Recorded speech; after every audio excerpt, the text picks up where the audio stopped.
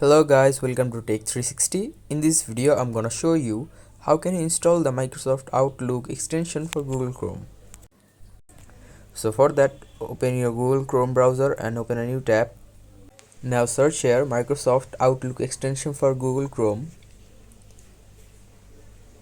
Just search for it and just go to this first website. Use the Outlook browser extension in Microsoft Edge. Now after that, here you can see Chrome Store. Click on it.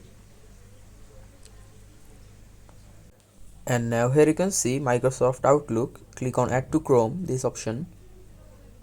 Click on add extension.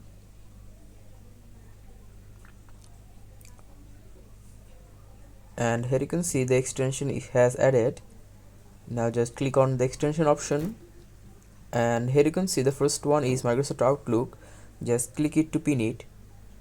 And that's how you can do it. So guys, hope you find this video helpful. If you find this video helpful, then give a thumbs up and don't forget to subscribe the channel.